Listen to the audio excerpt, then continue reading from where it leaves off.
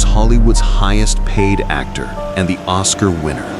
He bought castles, cars, and chaos, but lost it all. From castles and dinosaur skulls to bankruptcy and ridicule, this is Nicolas Cage's story. The man who lost everything. He once ruled Hollywood. There was a time when every director wanted him. Every studio chased after his name. Nicolas Cage, the man who could turn chaos into art. The actor who made madness look beautiful. At his peak, he earned over $150 million. He owned castles in Europe, a private island, fleets of cars and jets, and a fossilized dinosaur skull worth hundreds of thousands. But money burns fast when it fuels obsession, and fame fades faster than fire. Within just a few years, the fortune disappeared. The houses, gone. The cars, gone. The glory, gone. All that remained was a mountain of debt and a man standing in the ruins of what used to be his kingdom. He was the king of Hollywood, the headline said, until he became its ghost. This is not just a story about losing money. It's a story about a man consumed by his own legend. A man who had everything and lost it all. Born into legend. Before the chaos, before the castles, the scandals, the debt, there was a boy born into the beating heart of Hollywood. His name was Nicolas Kim Coppola, a child surrounded by legends, raised in a family where cinema wasn't entertainment, it was bloodline. His uncle, Francis Ford Coppola, the mastermind behind The Godfather, a man whose shadow stretched across generations of filmmakers. Growing up in that world meant one thing. You were expected to become something great, or be crushed under the weight of the name Coppola. But Nicolas didn't want to inherit greatness. He wanted to earn it. He hated the whispers. He's only getting roles because of his family. He's just another Hollywood legacy kid. So one day, quietly, stubbornly, he killed the name he was born with. He buried Coppola, and he became Nicolas Cage. Inspired not by directors or producers, but by a comic book hero, Luke Cage. Strong, unbreakable, a man who stood alone. It was a symbolic rebirth, a statement, a promise to himself. If I rise as Cage. If I fall on my own. He began at the bottom. Auditions, rejections, tiny roles no one remembered. A young man with fire under his skin trying to prove he deserved to exist in a world built by giants. But even in those early days, people noticed something strange about him, an intensity that didn't belong in simple scenes, a rawness that felt too real for someone so young. Hollywood didn't know it yet, but a storm was coming, and its name was Cage. The Rise, Hollywood's wild star. When Nicolas Cage finally stepped into the light, he didn't walk, he erupted. Hollywood had never seen anything like him. He wasn't polished, he wasn't safe, he wasn't the classic leading man with a perfect smile and predictable charm. He was wild, unstable, electric. A man who acted like he had a hurricane living inside his chest. In the late 80s and early 90s, Cage began picking roles that made people tilt their heads and whisper, "Who is this guy?"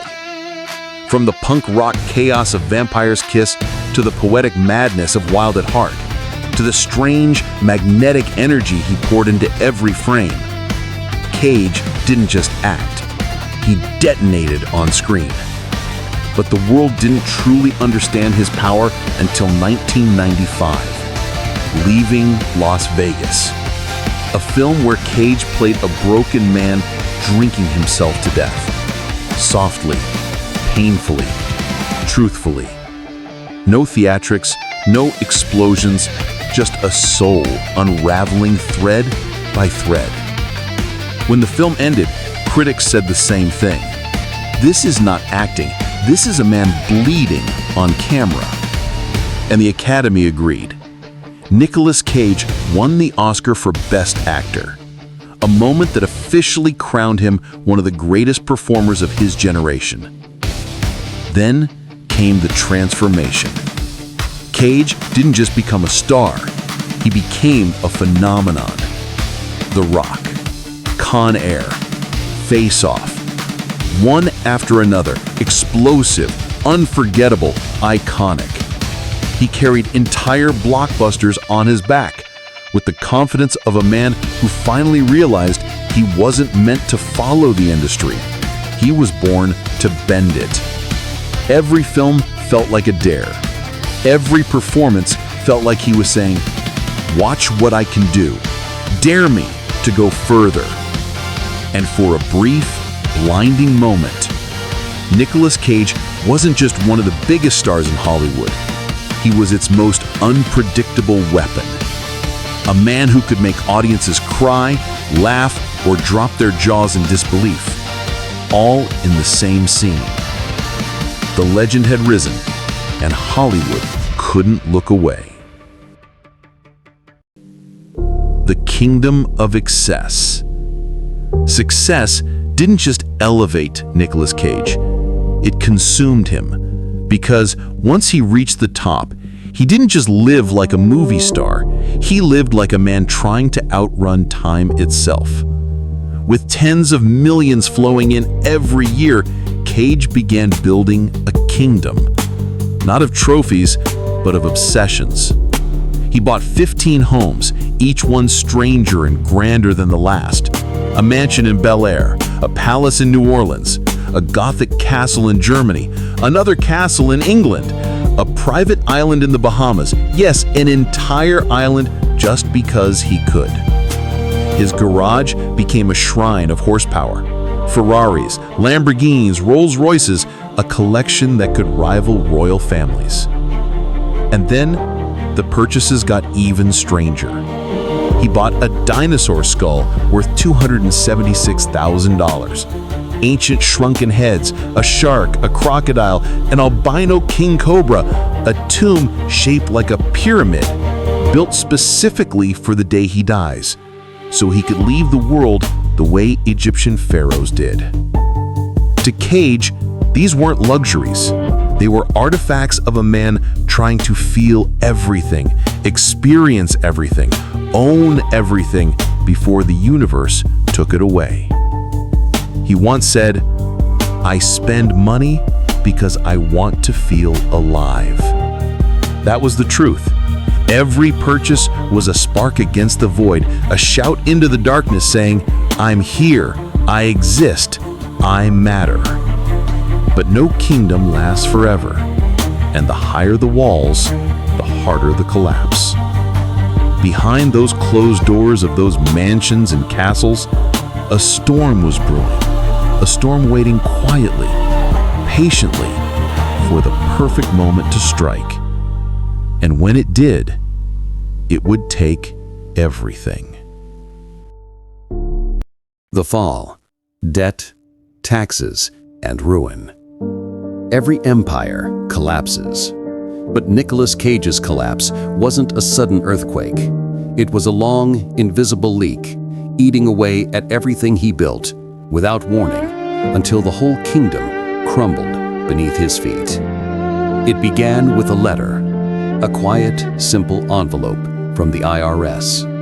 Inside it, a number large enough to freeze blood. $14 million. Unpaid taxes, penalties, interest. A mountain of debt towering over a man who once stood above the world. Cage said he trusted his financial manager. His team said the spending was out of control. Who was right? Who was wrong? It didn't matter anymore, because the government wanted their money, and they wanted it now. One by one, the treasures of Nicolas Cage's life were dragged into the light. The Bel Air mansion sold, the New Orleans palace repossessed, the European castles gone, his island gone, the cars auctioned off, the dinosaur skull returned to Mongolia after it was exposed as stolen. Everything he collected, everything he loved, everything he thought would last forever, was suddenly just another line item in a debt repayment plan. And the worst part, Hollywood knew it. The world knew it. The headlines were merciless. Cage broke. The Oscar winner who lost everything, from Hollywood king to financial disaster. His fall became entertainment. People laughed at him, mocked him. The internet turned him into a punchline, a meme, the ghost of an actor who once burned too brightly. But Cage still had one weapon left: his talent. So he did what survivors do. He swallowed his pride and accepted every role offered to him. Big, small, good, bad, ridiculous, forgettable. Between 2010 and 2020, he made more than 30 films. Not because he wanted to, because he had to. Because every movie was another step out of the hole, another brick rebuilt in the ruins of his life. He wasn't starring in films anymore. He was digging for air. And for the first time in decades, Nicolas Cage was truly alone. The world laughs, then listens. For years, Nicolas Cage became the internet's favorite punchline. Memes spread faster than any of his movies. Clips of him screaming, crying, laughing maniacally, repackaged into jokes, stitched into reaction GIFs, and thrown across the digital world like confetti at a funeral. People didn't talk about Nicolas Cage, the Oscar winner. They talked about Nicolas Cage, the meltdown, the man who bought dinosaur skulls, hunted the Holy Grail, collected shrunken heads, slept in haunted mansions, and went broke doing it. Every time he released another weird, low-budget movie, the world smirked. He's desperate. He's doing anything for money. He's done. Hollywood turned its back. The audience turned him into a meme. And Cage, once at the top, became a spectacle. But then something strange happened. The more people laughed, the more they watched. And slowly, the tone shifted. A new generation discovered his old performances: Leaving Las Vegas, Adaptation, Matchstick Men. Film critics revisited his mad acting style and saw genius where others saw chaos. Directors, especially younger indie ones, started whispering, "Actually, Cage is a legend. Cage isn't bad. Cage is brave. Who else acts like him? Nobody." The internet that once mocked him began to admire him, not ironically, not sarcastically, but genuinely. Because beneath the memes was a man who never phoned it in. No matter the budget, no matter the script, no matter his situation, he acted like every role was life or death. And the world finally saw the truth. Nicolas Cage wasn't a washed-up star. He was a warrior, a mad poet, a performer who burned himself alive for the art, even when nobody was watching. The laughter slowly died, replaced by respect. The quiet rebuild. A man paying his debts. When the headlines mocked him, when the memes multiplied, when Hollywood whispered that he was finished, Nicolas Cage did something unexpected. He didn't complain. He didn't disappear. He didn't blame anyone. He worked. Quietly, relentlessly, almost obsessively. While everyone laughed at his straight-to-DVD films, Cage was on set, sometimes shooting 3, 4, even 5 movies a year. Not because he loved every script, not because they would revive his career, but because he owed money, millions, and he was determined to pay every last cent. No bankruptcy, no shortcuts, no, I'm a victim. He rolled up his sleeves and did the one thing he always knew how to do: perform. People didn't realize what it cost him. The exhaustion, the humiliation, the weight of being seen as a fallen king desperately collecting paychecks. But every time he stepped in front of a camera, even for the smallest films, he gave it everything. No half effort, no laziness, just raw, unfiltered commitment, the kind that reminded directors why he was once unstoppable. And slowly, painfully, through years of non-stop work, he paid his debts. All of them. In the silence, while the world mocked, Nicolas Cage rebuilt himself, brick by brick, roll by roll, paycheck by paycheck. Not with applause, not with sympathy, but with grit.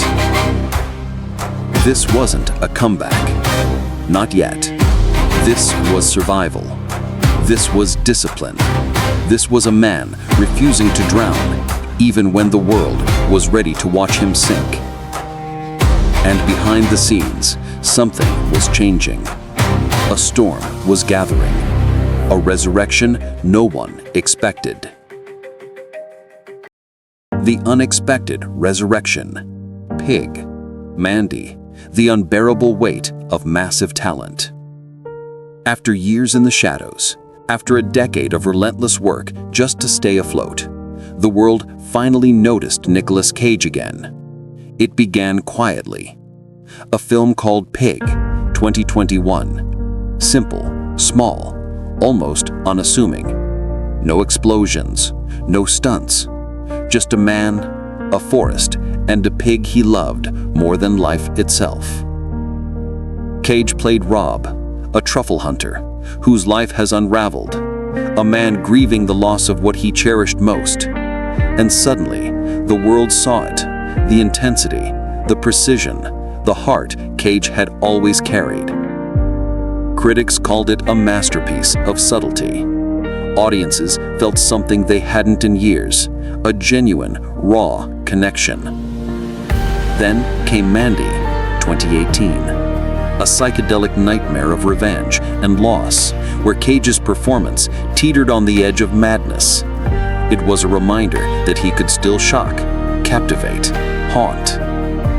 And in The Unbearable Weight of Massive Talent, 2022, Cage played himself, a man aware of his memes, his failures, his legend. It was audacious, self-aware, darkly comedic, and it reminded the world Nicolas Cage could laugh at himself and still leave you trembling. Suddenly, the memes weren't just jokes anymore.